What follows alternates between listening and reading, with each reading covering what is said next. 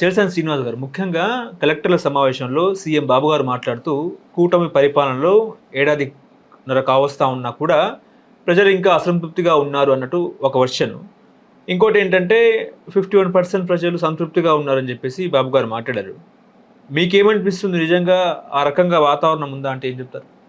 చాలా కష్టపడుతున్నారండి చంద్రబాబు గారు. నిజంగా చెప్తున్నాను, ఆ వయసులో నాకు మిగతా కొంతమంది అధికారులు వీళ్ళు చెప్తున్న ప్రకారం ఆయన నిద్రపోని కూడా నిజంగా నేను మిగతావాడు కదా. నిజంగా ఆ 7 గంటలు ఆయన కుర్చీలో కూర్చొని ఇలా కూడా అనుకోవడం వెనక ఇలా కూర్చుంటాడు, మాట్లాడుతూ ఉంటాడు. ఎంత జనం ఏదో మతిమరుపు అనేది నీకు రాదా నాకు రాదా ఒక్కోసారి, అది కాదు. కానీ అసలు నిజంగా అడ్మినిస్ట్రేషన్లో ఆయన పరుగులు పెట్టించే విధానం చూసారా. కానీ ఇట్స్ నాట్ ఈక్వలెంట్ 1996 నుంచి 2001 వరకు సాగిన పాలన మాత్రం ఏ రోజు లేదండి. తాను పూజ చేసుకున్నారు, రాత్రి వాళ్ళు కష్టపడ్డాడు. ఇవాళ కేంద్ర సహకారం లేదు. ఇవాళ అమరావతి కేంద్రం ఇవ్వాల్సిన 15 కోట్ల చొప్పున 30 కోట్లు సహాయం రావాలి, 15 కోట్లు చేసినట్టు వేశారు. మిగతా విషయం లేదు. విశాఖపట్నం స్టీల్ ప్లాంట్లో ఆమోదం లేదు. ఆ ఉత్తరాది గుజరాతీ మార్వాడి ప్రాంతం కోసం తాగడి పెట్టమంటున్నారు. ఇవన్నీ చూసుకున్నా సరే ఆయన కలెక్టర్ కాన్ఫరెన్స్లో అసలు మీరు చేసిన పనులు అంటలేదు, చాలా అసంతృప్తిగా ఉన్నారు. మనం ఇందాక మాట్లాడుకున్నప్పుడు కూటమి యొక్క బలం తగ్గుతూ ఉంది, జగన్ గారి పెరుగుతూ ఉన్నట్టు అనిపిస్తుంది కొంతమంది విశ్లేషకుల సెఫాలజిస్టుల ప్రకారం. మీరేమన్నారు? ఇప్పుడు చంద్రబాబు నాయుడు గారు చెప్పారు కదా, కూటమికి ఎంత ఓట్లు వచ్చినాయండి? 56% ఓట్లు వచ్చినాయి. పాలన ఉంటే కనుక కొంచెం మంచి పాలన ఉన్నదాన్ని చూస్తే కొంచెం పెరగాలి కదా. అంటే 51 పడిపోయినంటే దాదాపు 5% పడిపోయింది కదా ఇప్పటికే. ఇందాక నేను చెప్పిన దానికి ఇప్పుడు ఉజ్జాయింపుగా చెప్తున్నా అంటే ఇది స్టాండర్డ్ అవ్వాలని లేదు, తర్వాత పెరగవచ్చు. బాగుండి ఎవరో పశ్చిమాస్తులు వస్తున్నా ఎవరిని ఎత్తిమే పెట్టుకుంటే వాళ్ళు పడిపోవచ్చు, మనం చెప్తాం. కానీ అర్థం చేసుకోవాల్సింది ఏంటంటే ఆయన పాలనలో ఇంకా ఇది లేదండి. అడ్మినిస్ట్రేషన్లో ఉరుకులు పరుగులు పెట్టించేటట్టు ఆయన ఇంకా ప్రయత్నిస్తున్నా సరే ఆయన సహకారం కొంతమంది, నేను చెప్తున్నా మంత్రులు అంటే బాధపడతారు, కొంతమంది మంత్రులు మినహా అందట్లేదు. ప్రతి దాన్ని ఆయన డిఫెండ్ చేసుకోవాల్సి వస్తుంది. ఓ పక్కన ఆ పార్టీ కార్యకర్తలు, ప్రభుత్వం కాకుండా పార్టీ కార్యకర్తలు నిజంగా కృషి చేసిన వాళ్ళకి ఎక్కువ మందికి అవకాశాలు అందలేదనే బాధ ఉంది. అపార్ట్ ఫ్రమ్ దట్ ఒక పోలవరం విషయంలో ఆయనకి నడుముకి దెబ్బతేలినట్టు వాళ్ళు కేంద్ర ప్రభుత్వం దాన్ని డెట్ స్టోరేజ్ ప్రాజెక్ట్ కింద కేంద్ర బడ్జెట్లోనే పెట్టి, మన మంత్రి ఎర్రనాయుడు గారు అబ్బాయి ఉన్నాడు, అదే విమానాలు గొడవ అయిన ఆయనతోనే తూతూ అని అనిపించి యాక్సెప్ట్ చేయించిన సందర్భంలో బయటికి చెప్పుకోలేని బాధ. సోమవారం పోలవరంగా అనుకున్న మనిషి బయటికి చెప్పుకోలేని బాధ. అమరావతికి కోసం నరకేతన పడుతున్నాడు. తర్వాత శ్రీకాకుళం నుంచి అనంతపురం అభివృద్ధి వికేంద్రం చేయడానికి విశాఖపట్నం వరకు కొంత సక్సెస్ అయ్యారు. అలాగే శ్రీ సిటీలో వరకు అనంతపురంలో కానీ స్టైయింగ్ ఇస్ ఆల్ బెస్ట్ అని కియా తీసుకొచ్చింది మరి ఆయనదే కదా.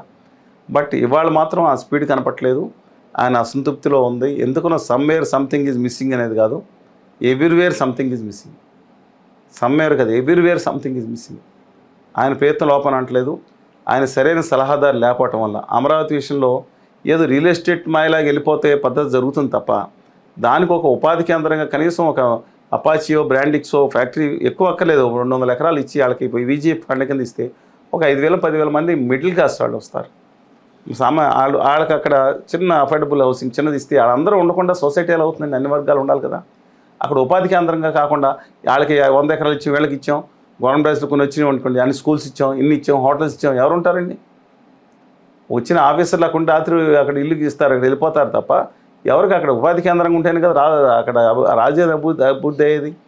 అక్కడ పాత ఇచ్చిన భూములు ఇచ్చిన రైతులకు న్యాయం చేయాలి కదా. అందువల్ల ఆయన సమ్వేర్ కాదండి, everywhere something is missing. Hope ఆయనకు సరైన అడ్వైజర్స్ లేరని నా అభిప్రాయం అండి, స్పష్టమైన అభిప్రాయం. అంటే కూటమి అధికారంలోకి వచ్చిన 3 నెలలకే ఇటు ఎమ్మెల్యే మీద కూడా అసంతృప్తి వ్యక్తమవుతున్న పరిస్థితి. 3 నెలలు కాదండి, టైం ఇచ్చి సంవత్సరం 3 నెలలు అయింది. ఇప్పుడు సంవత్సరం 6 నెలల పైన అయింది కదండి. అంటే అప్పటికే ఎమ్మెల్యేలు షురూ చేస్తారు వాళ్ళ దందా వాళ్ళంతా కథ. అసంతృప్తి అనేది ఎవరు వచ్చినా చేస్తారు, కానీ అప్పుడు చంద్రబాబు నాయుడు గారు అయితే గజగజ వణికేవారు. ఇవాళ ఇబ్బంది అయిపోయింది. ఇవాళ కొంతమంది ఎమ్మెల్యేలు రాగానే దుకాణం ఓపెన్ చేశారు. నేను కాదండి, వాళ్ళనేది వాళ్ళ అధికార పార్టీ అధికార ప్రతినిధి మాట్లాడిన వైనం చూసాం మనం.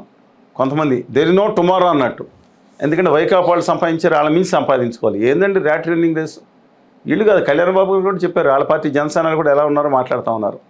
ఎవరో కూడా నేను చెప్తున్నాను, అందుకని నేను అంటూ ఉన్నాను, వీళ్ళందరూ ఈ దిక్కుమాల రాజకీయాలు పోవాలంటే వీళ్ళందరూ కూడా ఈ రాజకీయ వ్యవస్థ పోయి కొత్తగా నవతరం 30 సంవత్సరాల యువత రాజకీయ అవినీతి మకిలి అంటని యువత వచ్చి రాష్ట్రంలో కాదు తెలుగు రాష్ట్రాల్లో దేశంలోనే అధికారం చేపడితే అప్పుడే దుర్మార్గమైన క్రోనీ క్యాపిటలిజాన్ని చేయొచ్చు. కానీ ఇప్పుడు చంద్రబాబు నాయుడు గారు నిన్న మనం చూసాం కదండి, ఆదాని గారు వచ్చారంట, ఏం ఆర్డర్ చేశారు? ఆర్డర్ ఫాలో అయిపోతే ఎలాగా?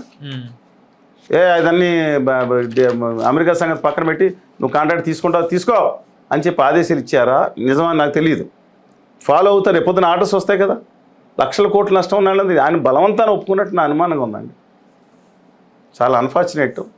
ఇది ఒక ఏం కాదు, జగన్మోహన్ రెడ్డి గారి హయాంలో కూడా నేను లోపల జరిగిన సమస్య డిస్కషన్లో కూడా మనం పాలిస్తున్నామా, ఈ ఆదాని అండ్ కంపెనీ దేశంలో ఉన్న ఉత్తర భారతీయ జనతా పార్టీ ఆదాని పార్టీ పరిపాలిస్తుందా ఆదేశాల ప్రకారం కొన్ని తప్ప అనేది ఆ బాధ కలిగిందంటే రాష్ట్రం అంతా ఆదాని చేతిలో చిక్కుపోయింది. వాళ్ళు చంద్రబాబు నాయుడు గారు బాధపడతారు, రేపొద్దున ఆయన అధికారంలోకి వచ్చిన అదే పరిస్థితి, రేపొద్దున ఇంకొకరి అధికారంలోకి వచ్చిన అదే పరిస్థితి. తెలుగు జాతి తిరగబడకపోతే కూడా ఇలాగే మదన పడాల్సి ఉంటుంది. అంటే ప్రజలు మెచ్చే పాలన లేదంటారా ఏపీలో? ఇవాళ ప్రస్తుతం మాత్రం జగన్మోహన్ రెడ్డి గారు చేసిన కొన్ని మంచి పనులు ఉన్న కక్షాదింపు చర్యలకు వెళ్ళిపోయారు చూసారా, దానివల్ల ప్రతి సమాజంలో చాలా వర్గాలు వ్యతిరేకమైపోయాయి.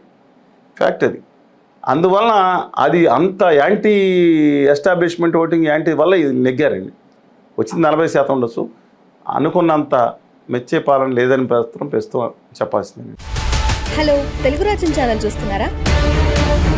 సామాజిక రాజకీయ జీవన చిత్రణే తెలుగు రాజ్యం.